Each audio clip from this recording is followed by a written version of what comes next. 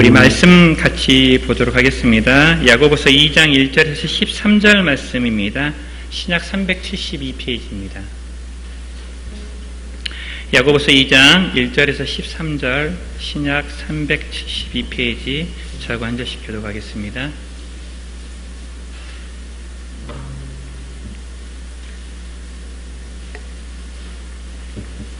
저부터 읽겠습니다. 내 형제들아, 영광의 주 곧 우리 주 예수 그리스도에 대한 믿음을 너희가 가졌으니 사람을 차별하여 대하지 말라.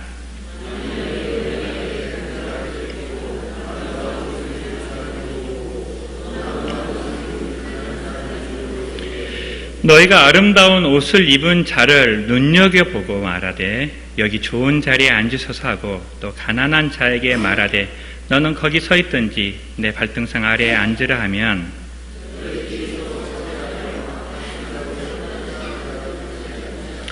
내 사랑하는 형제들아 들을지어다. 하나님이 세상에서 가난한 자를 택하사 믿음에 부유하게 하시고 또 자기를 사랑하는 자들에게 약속하신 나라를 상속으로 받게 하지 아니하셨느냐.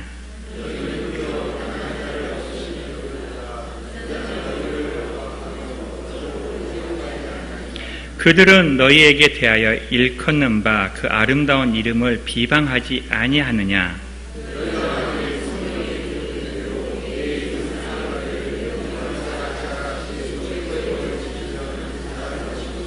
만일 너희가 사람을 차별하여 대하면 죄를 짓는 것이니 율법이 너희를 범죄자로 정죄하리라.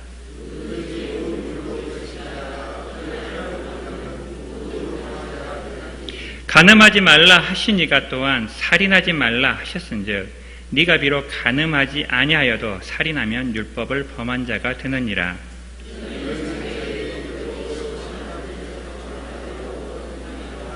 같이 읽겠습니다. 긍휼을 행하지 아니하는 자에게는 긍휼 없는 심판이 있으리라. 긍휼은 심판을 이기고 자랑하느니라. 아멘. 자, 앞뒤 좌우로 인사하겠습니다. 오셨으니 잘 오셨습니다.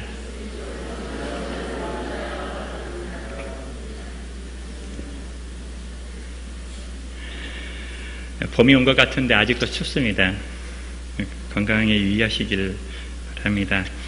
우리가 계속해서 야고보서를 보고 있는데요. 야고보서의 주제는 행함이 없는 믿음은 죽은 믿음이다 라고 하면서 진정한 경건이 무엇인지에 대해서 우리에게 가르쳐주고 있습니다. 저는 어릴 때 성경을 많이 알면 경건한 줄 알았어요. 나중에 알고 보니까 성경을 제일 많이 알고 계신 분이 신학교 교수님들이신데 생각대로 성경만큼 경건하지 않으시더라고요. 성경을 이렇게 앞에서 가르치는 목사님들이 더 경건하실 거라고 생각을 했었습니다. 그러니까 또 그렇지도 않더라고요.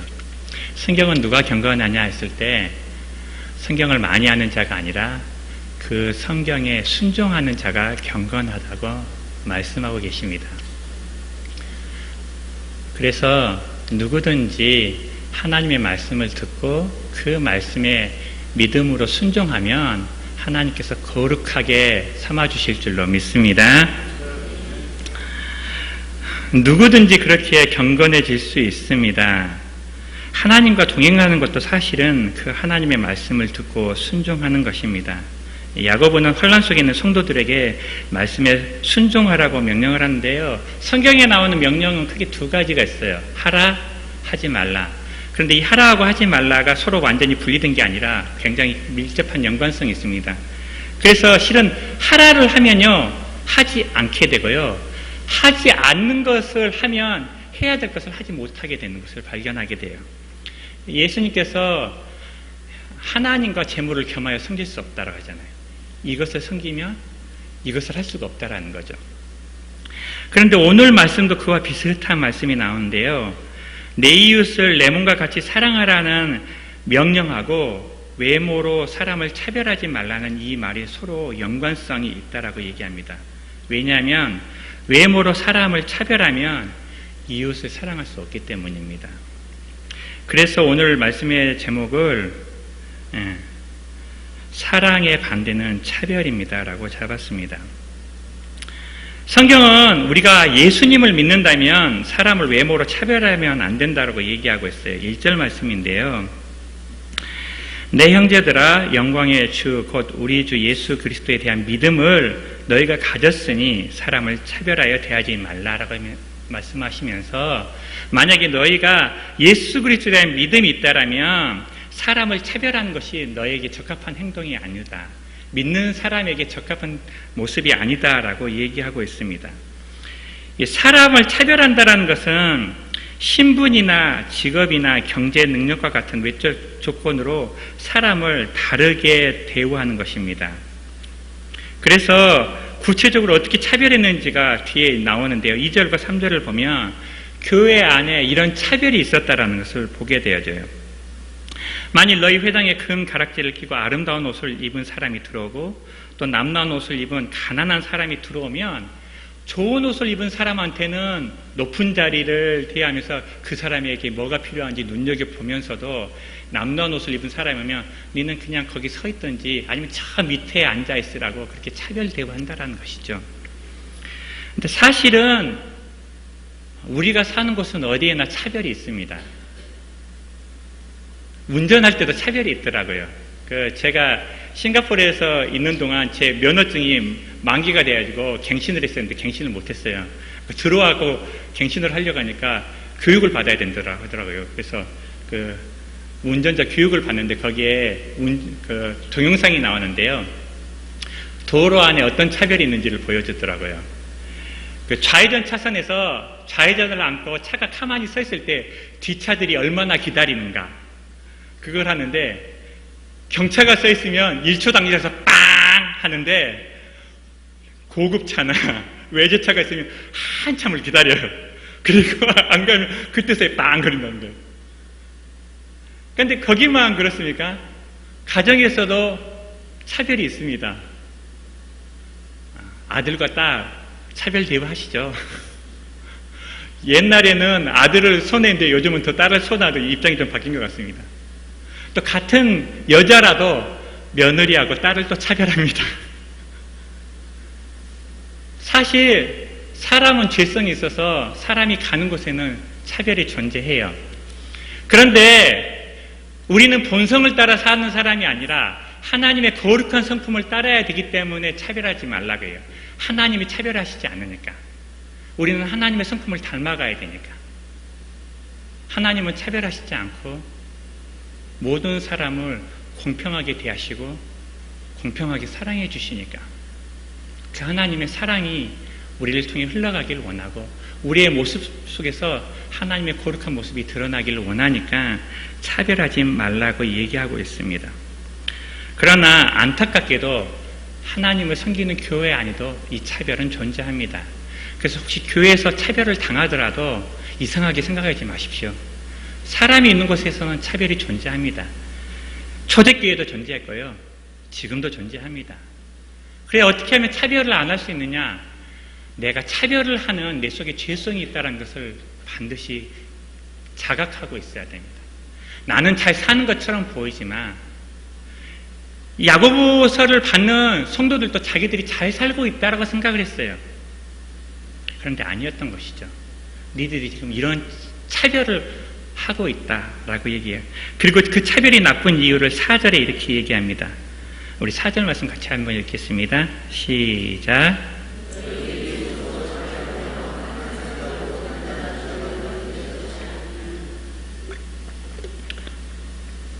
여기서 악한 생각으로 판단한다는 뜻은요, 이의 득실을 꼼꼼히 따져보고 그 사람을 어떻게 대우해야 할지 판단해서 대우한다는 뜻이에요. 이 사람한테 잘하면 나한테 득이 될까 실이 될까를 꼼꼼히 따져보고 행동한다는 뜻입니다. 세상적으로 볼 때는 굉장히 지혜롭고 사교적이지만 당하는 입장에서 보면 이거는 그 사람을 모독하는 행동이죠. 우리가 사람의 외모를 보게 되면 이 성경에 나와 있는 것처럼 있는 자 앞에서는 비굴해지고 없는 자 앞에서는 거만해지기가 쉽습니다. 이렇게 사람을 구별하고 차별하는 것은 악한 것이기 때문에 차별하지 말라라고 얘기하십니다. 그러면서 이제 쭉 나오는데요. 하나님은 어떻게 대하시냐라고 했을 때 5절에 보니까 내 사랑하는 형제들아 들을지어다 하나님이 세상에서 가난한 자를 택하사 믿음에 부유하게 하시고 또 자기를 사랑하는 자들에게 약속하신 나라를 상속으로 받게 하지 아니하셨느냐라고 하면서 사람들은 가난한 자를 업신여기지만 하나님은 오히려 가난한 자를 택하셔서 그들에게 하나님 나라를 유업으로 주셨다고 얘기하고 있어요. 성경에는 가난한 사람이 두 종류가 나와요. 첫 번째는 심령이 가난한 사람, 두 번째는 세상적으로 가난한 사람. 자, 질문 드리겠습니다. 어떤 사람이 복이 있을까요? 심령이 가난한 사람. 제가 어려운 문제 드렸죠. 자, 세상적으로 가난한 사람. 정답은 둘 다입니다. 오늘 말씀에서는요, 분명하게 얘기하고 있어요. 세상에서 가난한 자를 택해서, 심령이 가난한 자가 아니라 하나님 이 땅에서 돈 없는 가난한 자를 택해서 그들에게 복을 주셨다고 분명히 얘기해요. 하나님이 소중하게 여기는 자를 너희들이 없인 여기는 것은 잘못이다라는 것이죠. 성경은 우리를 뭐라고 부릅니까? 세상에 하나밖에 없는 보석이라고 얘기합니다. 우리 한번 옆 사람한테 얘기해 볼까요? 당신은 빛나는 보석입니다.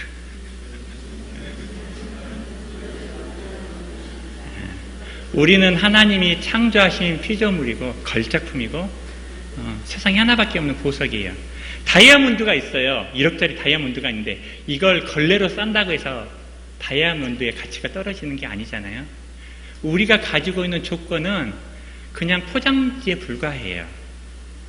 예쁜 포장지로 보이면 더 있는 것처럼 보이지만 그 본질이 바뀌는 건 아니죠.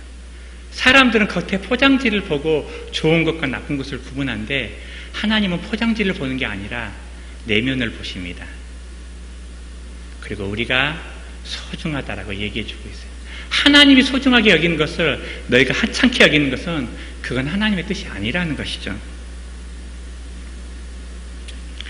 그런데 반대로 부자에 대해서는 좋은 소리를 안 해요. 6절부터 보는데 부자는 너희를 억압하며 법정으로 끌고 가지 않으냐. 그들은 너희에게 대하여 일컫는 바 그 아름다운 이름을 비방하지 않으냐 하면서 오히려 하나님은 가난한 자를 택하시지만 부자들은 너희들을 핍박하지 않느냐. 그런데 그런 사람을 우대하는 게 맞느냐라고 얘기해요. 성경을 읽다 보면 부자가 하나님 나라에 들어가기 참 힘들 것 같아요. 왜 이렇게 가난한 사람은 하나님이 택하시고 부자는 그렇지 않을까? 실은 하나님이 가난한 자를 택하는 게 아니라 가난한 자가 가지고 있는 태도를 택하시는 거예요. 어떤 태도? 아무것도 없기 때문에 하나님께 매어 달리는, 자신의 무능함을 인지하고 하나님을 의지하는 그 태도를 기뻐하십니다. 하나님이 부자를 싫어하는 게 아니에요. 부자가 가지고 있는 태도를 싫어하는 거예요. 냉장고에 먹을 것을 가득 쌓아놓은 사람은 일용할 양식을 기도하지 않습니다. 부자는 자기의 힘과 자기가 가지고 있는 것으로 문제를 해결하려고 하지 하나님 앞에 나아가 그 문제를 해결해 달라고 의지하지 않습니다. 우리가 만약 가난하다면 하나님께 복을 받은 것이에요. 믿으십니까? 여기에 부자 별로 없으신 것 같으니까 옆 사람한테 인사하겠습니다. 복 많이 받으셨습니다.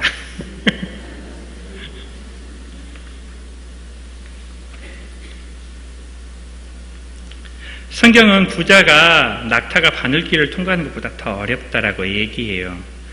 여러분 혹시 가난하십니까? 그렇다면 부끄러워하지 마십시오. 그리고 가난한 자를 없인 여기지 마십시오. 사람은 누구나 동등한 가치를 가지고 있습니다. 겉에 있는 모습이 더 좋은 것처럼 보이지만 사람 위에 사람 없고 사람 밑에 사람 없습니다. 자기가 가지고 있는 외적인 조건 때문에 다른 사람을 낮춰보거나 높게 보는 것은 잘못된 태도입니다. 하나님은 우리의 겉모습을 보고 평가하시는 것이 아니라 우리의 내면, 우리의 마음을 보고 평가하십니다. 자, 그리고 나서 계속 보시면요. 8절부터 보면 우리가 왜 이렇게 차별하면 안 되는지에 대한 이유가 나오는데 8절에 이렇게 나와요. 너희가 만일 성경에 기록된 대로 내 이웃 사랑하기를 내 몸과 같이 하라 하신 최고의 법을 지키면 잘하는 것이거니와 만약에 너희가 사람을 차별하여 대하면 죄를 짓는 것이니 율법이 너희를 범죄자로 정죄하니라 하면서 차별하는 것은 그냥 단순히 나쁜 짓이 아니라 죄다라고 얘기하고 있어요. 차별은 죄 짓는 짓입니다. 사실 우리가 어떤 것을 잘못을 할 때 그 잘못을 하는 이면에는 이 정도는 해도 괜찮아라는 생각이 있어요. 살인은 아주 큰 죄지만 뒷담화하거나 그렇게 험담하는 것은 그렇게 큰 문제가 아니고 이 정도면 해도 괜찮지 않을까? 그 정도 갖고 그러냐? 그렇게 얘기를 하죠. 그런데 성경은 그렇게 얘기하지 않아요. 상대방의 마음을 아프게 하고 상대방의 마음에 상처를 주는 것은 살인과 동등한 죄라고 얘기를 하고 있어요. 그래서 실은 마치 이 말을 보면 10절 말씀 보면 모든 율법을 다 지키라고 얘기하는 것처럼 보이지만 실은 사람의 힘으로는 모든 율법을 다 지킬 수 없거든요. 여기서 하라는 얘기는 모든 율법을 다 지키라는 뜻이 아니라 자기들이 율법을 잘 지키고 있다라고 착각하게 하고 있기 때문에 너희들이 어떤 율법은 잘 지키면서도 이 율법을 지키지 않으면 넌 율법을 지금 범하고 있는 것이다. 그 사실을 가르쳐주고 있는 것입니다.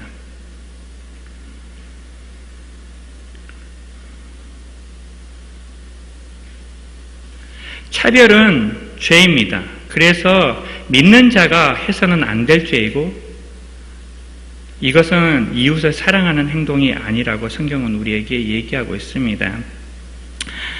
그래서 이제 결론을 내리면 가난한 자를 외모로 차별하지 말고 긍휼히 여기라고 12, 13절에 얘기하고 있어요. 우리 12, 13절 같이 읽겠습니다.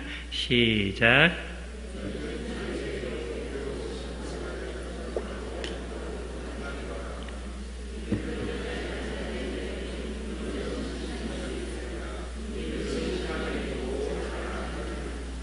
우리가 나중에 심판을 받기 때문에 네가 지금 심판정 앞에서 말하고 행동하는 것처럼 그렇게 말하라고 얘기해요. 누군가를 대할 때 너 지금 그 행동, 그 말이 심판대 앞에서 반드시 그 말과 행동대로 심판을 받을 것이니까 그걸 기억하고 말하고 행동하라고 얘기하고 있어요.